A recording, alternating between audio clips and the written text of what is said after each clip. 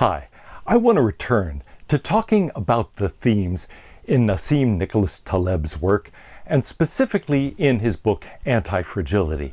I want to talk today about the distinction between Extremistan and Mediocristan.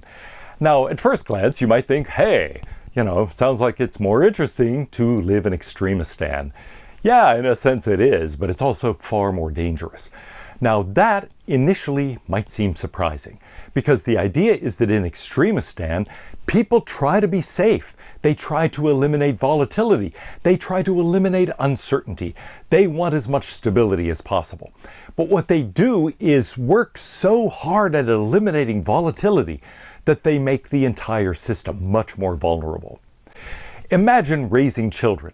When I was a kid, it was pretty much free range. That is to say, we'd get home from school, for example, we'd just go outside and play.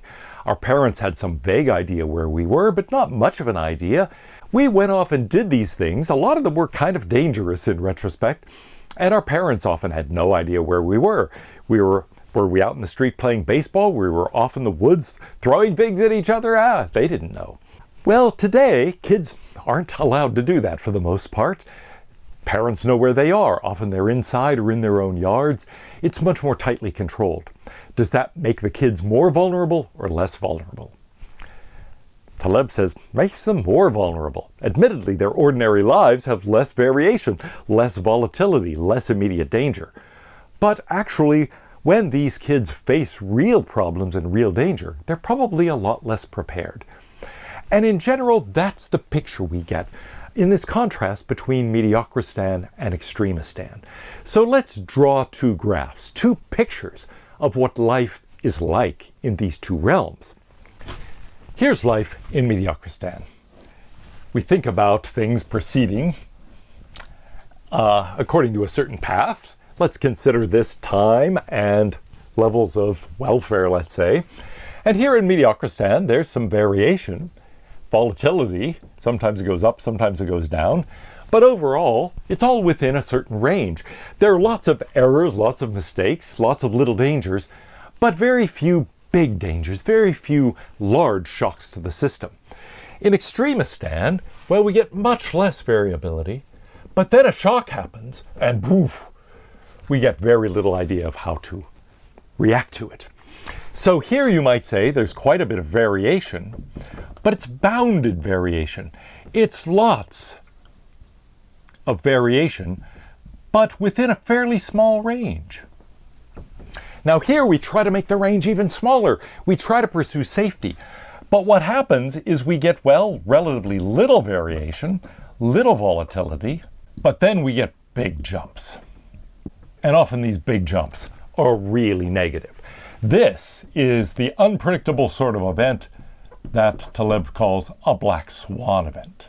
Now, what is a black swan event? The idea is simple enough. Certain things look predictable in retrospect, but were unpredictable to anyone before. They have large impacts, so they are low probability events. They're rare, have a very low frequency, but on the other hand have big consequences, big effects, and often very dangerous effects. They're largely unpredictable. So these things are rare, they are unpredictable, but they have large effects. They're called black swans because of a famous example in science. People had thought for years that all swans were white. They sought in vain for some scientific explanation of why swans are always white. But every observed swan had been white, so they assumed that all swans were white, a classic inductive inference. Reasonable enough, until they found black swans in a remote region in Australia. And at that point they realized, oh wait, swans don't in fact have to be white. That's why we couldn't find any account of why they have to be. They don't have to be. And so it forced people to revise their concept of what a swan was. Well, in this case, there were no traumatic negative consequences. But often in life, there really are negative consequences.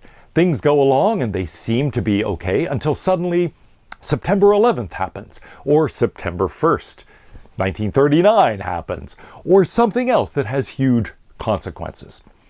And in retrospect, you can say, well, look at what was happening throughout the 30s. We should have expected a world war. Or look at the various terror activities that have been taking place and the various threats. People should have been anticipating the attacks of September 11th, 2001.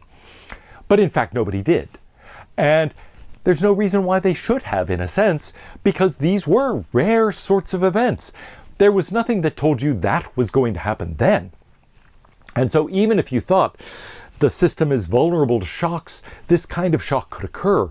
That doesn't help you pinpoint that shock and that particular occasion. Now, Taleb's point is that the more we try to restrict this range of variation and make it smaller, the more we make ourselves vulnerable to these kinds of large-scale but rare frequency black swan events. So the system, trying to eliminate volatility, trying to eliminate danger, in fact, increases danger greatly. Well, a lot of people in leadership roles don't understand this. Taleb calls those the fragilistas, the people who are in fact producing fragility in a system when they should be producing not just robustness or resilience, but anti-fragility. Instead, they settle for, well, trying to iron out these little details, trying to make sure at the Federal Reserve, for example, that the economy engages in smooth sailing.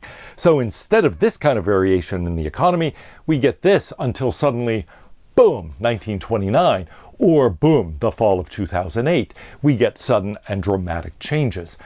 That's really much more damaging for the economy than allowing for the smaller scale things that people rebound quickly from. So the fragilista tends to favor actions with small and visible benefits, but with large and largely unpredictable negative consequences. And so they make the system more fragile. All the while trying to increase the safety level, they damage it. Avoiding small mistakes, in other words, increases the chances of large mistakes. And that's what happens here. Here, people make lots of mistakes, but they're mistakes that cause relatively few consequences. People learn from their mistakes. Here, in an attempt to eliminate those small errors, people make themselves much more vulnerable to large errors. And that can be far more damaging in the long run because it's hard to recover from that. It is hard to regain status after this kind of black swan event. Here, you may fall down, but it's relatively easy to start regaining. You can recover from small injuries. You can't recover nearly as easily from major injuries. And that's as true for a person as it is for a social system, for an economy, for a company, for any kind of organization. We need to talk a little bit here about size. Size is a recipe for volatility. Now, at first glance, you might think, that's surprising, but actually size promotes fragility. Why is that true? Well, in a system that consists of a lot of small entities, each pursuing its own path, there are lots of small errors, but the system can compensate for errors. Large units, on the other hand, tend to not only be run by fragilistas and try to eliminate the small variations, and thereby become much more vulnerable to large-scale variations, but also they bind everything together in such a way that a shock applied to one part of the system echoes throughout the entire system. Think about a computer program. If all the things depend on other things, one tiny error can screw it all up. I don't know if any of you have taken courses in programming, but it's easy to have one tiny thing, one misplaced parenthesis, one parenthesis of a different style, one tiny error in a long program makes the whole thing crash. But in a system that is largely a connectionist network, for example, one part can fail, but the rest of the system is unaffected by that. So he gives this kind of example. Contrast something like the Federal Reserve banking system with an earlier system of independent banks, or with restaurants that are not tied together in large chains for the most part, but are largely independent.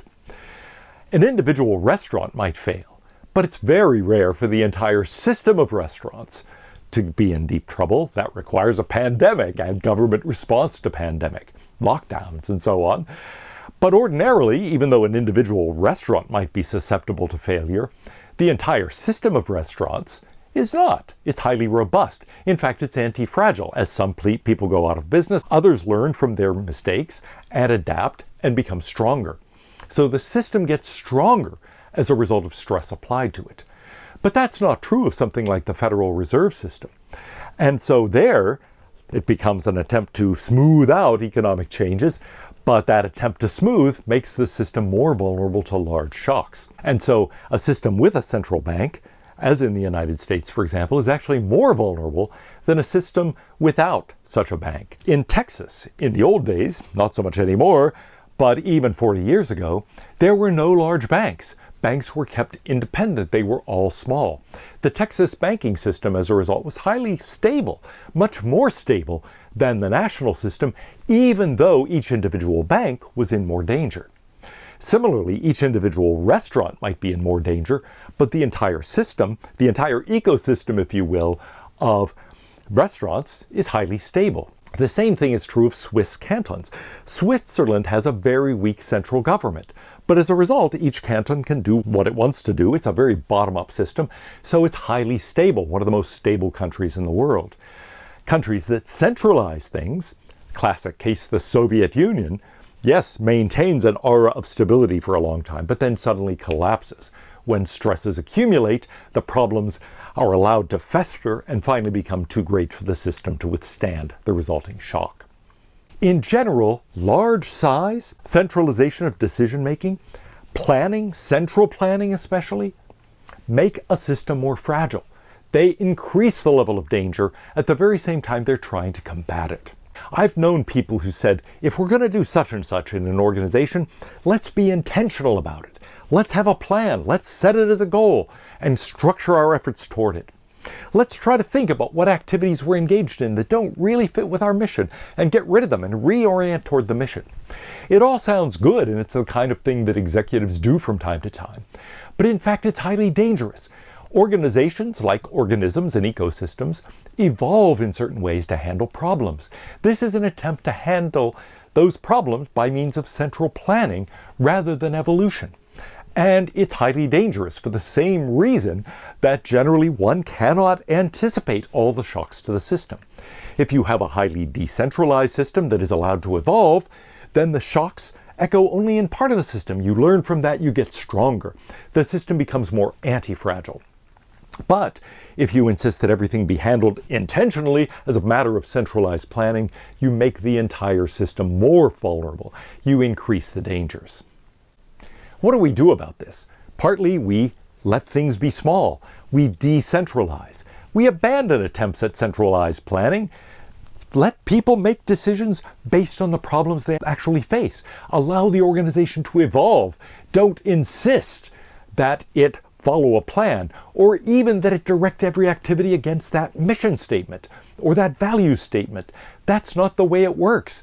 It's better to allow people to respond to situations as they arise and come up with solutions that work, rather than have top-down plans for solutions that are supposed to work. So, 3 recommendations in addition to decentralization. First of all, happily inject some randomness, some confusion into the system. Injecting some confusion stabilizes the system. Allow people to accumulate different kinds of information, to express different kinds of thoughts. Sometimes just pursue things randomly. Allow for random events to have an effect. That's actually going to be much more successful than trying to systematize things, than trying to actually shape the environment to fit your vision. Secondly, think in terms of second steps, chains of consequences, and side effects. Be willing to recognize that your plan is going to lead to responses that may force changes in your plan that may produce black swan events or otherwise produce unanticipated consequences. Recognize that there is no stability without volatility. Be willing to accept volatility, small variations, small errors. Don't penalize errors. Don't try to get rid of them. The system becomes stronger when the parts of it make some mistakes, and some of them even die out. It is okay for an organization to allow some parts, some divisions, to actually make mistakes, even to die out completely. It strengthens the organization if people within it and if parts of it are allowed to fail. And that's going to be part of a bigger system that we have to think about. We have to allow failure. Things should never be too strong, too important to fail. It's important that we face the threat of failure personally and organizationally if we're to get stronger.